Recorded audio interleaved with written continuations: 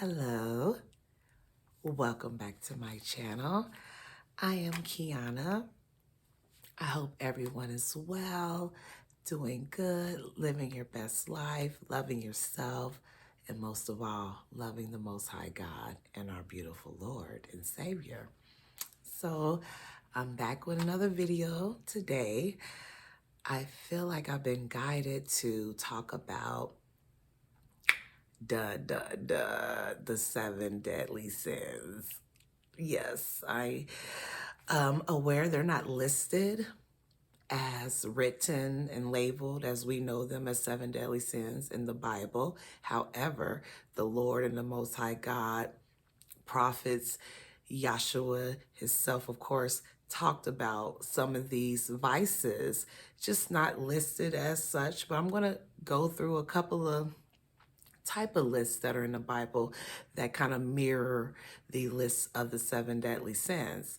So, yes, the seven deadly sins is kind of like defined as they're called deadly or mortal because they lead to the death of your soul. It's not good. Yeah, no, it's not. No, that wouldn't be good. No. And it refers to behaviors and habits that are considered among the most cardinal vices. Vices meaning immoral or wicked behavior.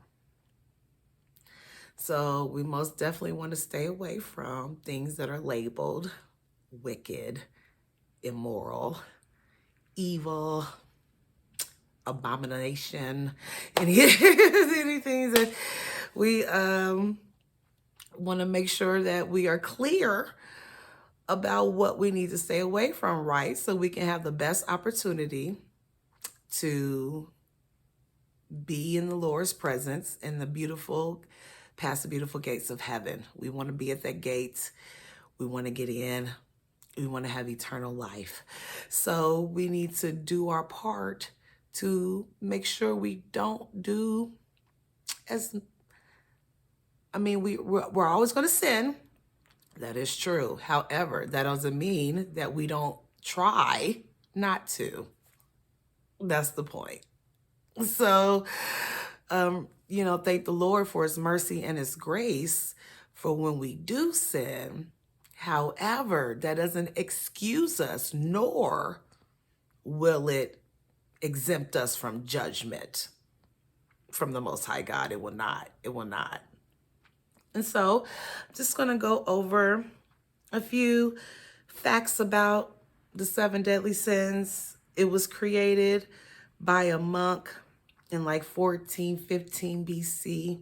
It was originally called the eight evil thoughts originally, and his name was Evargus Ponticus. I don't think that's correct. That's not correct. I'm very sorry. Very sorry, but you can Google it too. It will be there.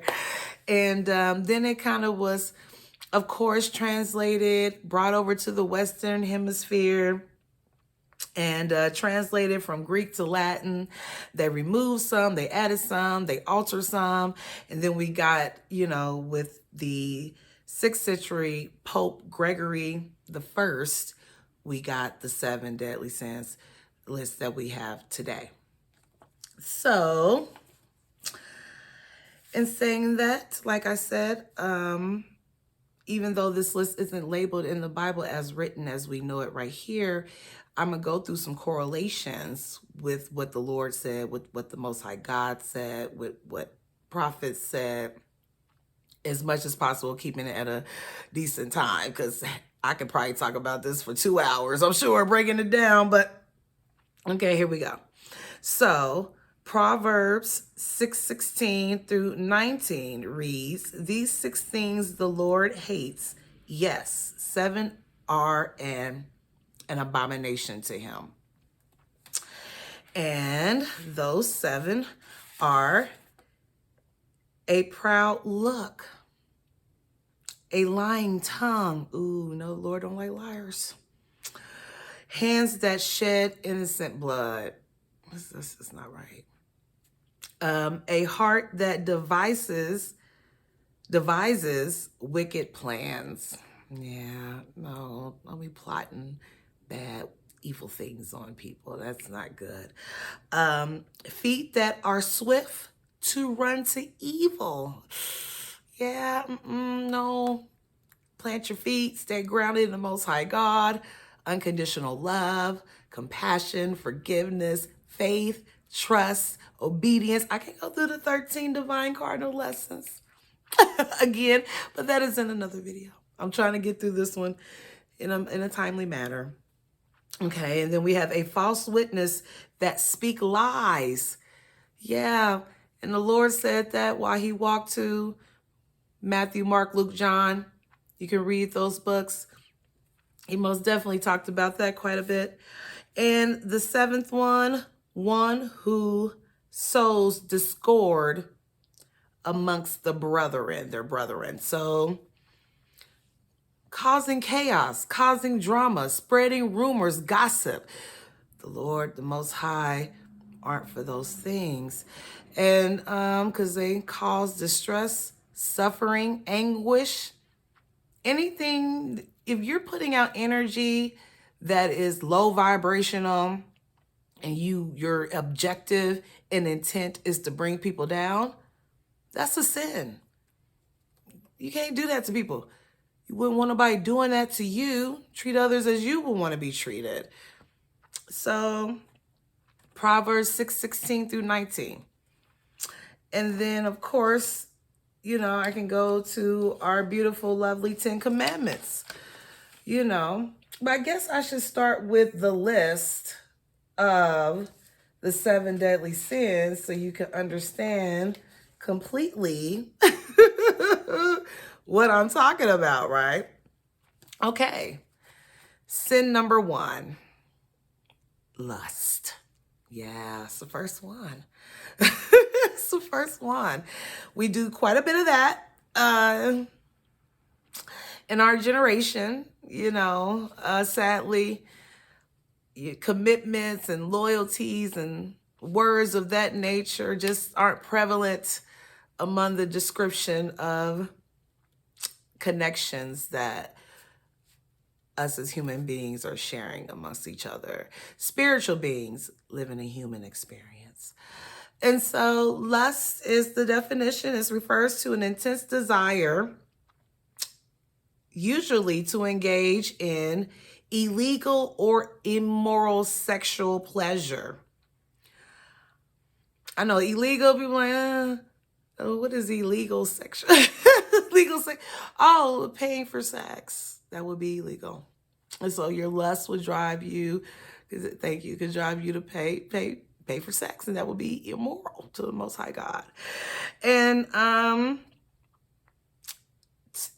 sex between two unmarried people is called fornication. Yeah. So, the Lord didn't call it lust. He called it fornication and adultery. And that also correlates to the 10 Commandments, as we know. Thou shalt not commit adultery. Is what number is that? That's number 7. Interesting. Number 7. So also, married people that engage in sex with people they are not married to is also called adultery. It's called adultery. People that are not married to each other having sex is also considered adultery. Basically, the wrap up for me is you should be married. You should be in love. You should be committed. It should be something more than just a happy ending. Oh, pow. That's it. And so, but note too, lust can also be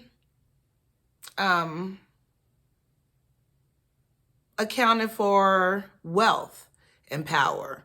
So like you want, you have this strong lustful desire to be in power, to be wealthy. So it can also go to like the greed side and envy side that I will get to next 7 deadly sins.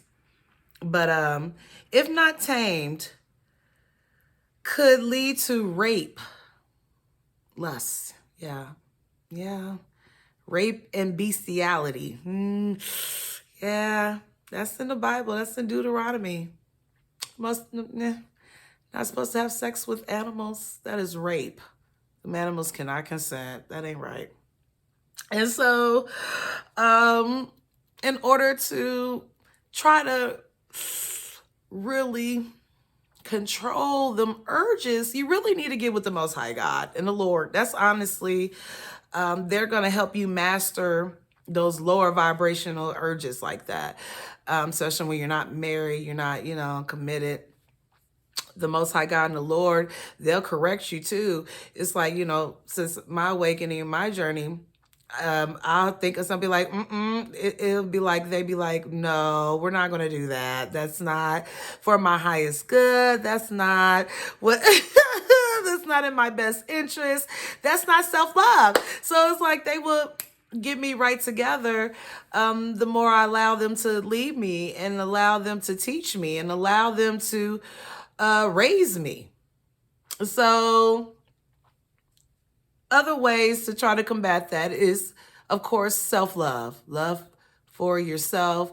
Love to hold yourself in high regard. To wait till the Most High sends you your soulmate, the person that He's anointed for you, which is going to be the most incredible sex you'll ever have. So it's most definitely worth the wait.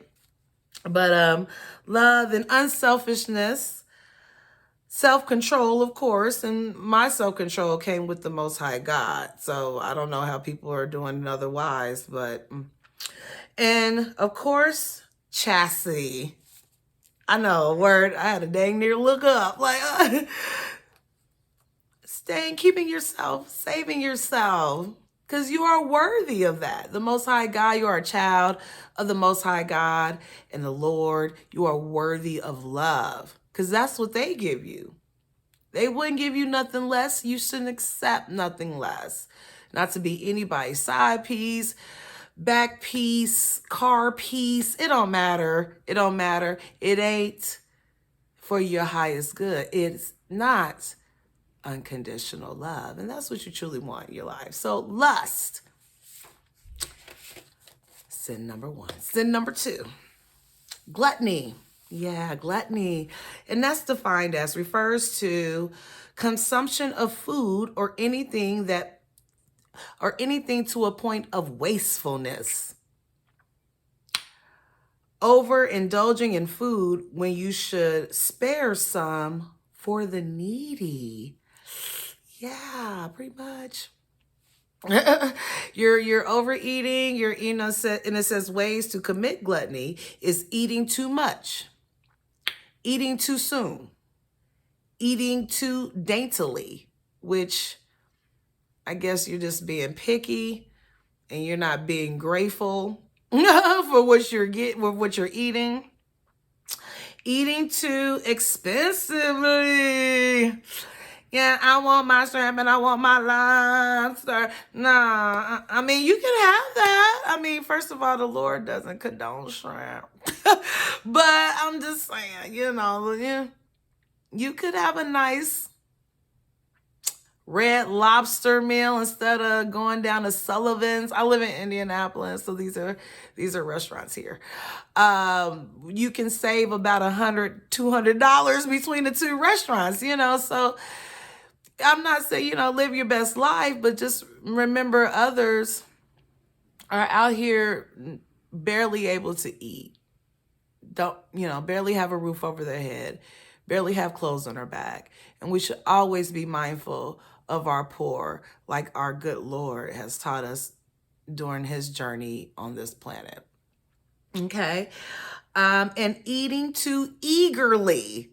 I guess you're just like, I eat. It's time for me to eat. I'm ready to eat again. It's time to eat. Like, no.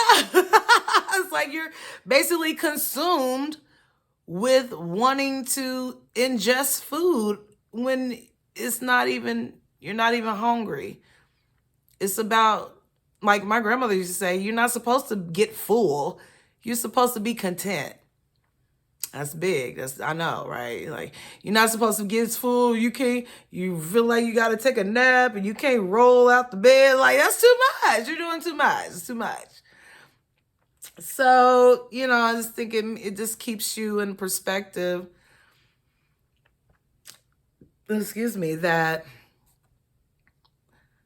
we are responsible according to the Lord. True glory comes from servicing others. That's his words, not mine. And so, in order to counteract this, you need the Lord. Once again, I'm always going to say the Lord, the Most High God. You have them, you can master anything. You can heal from anything. You can have the strength to go through anything, trials, tribulations, all that good stuff.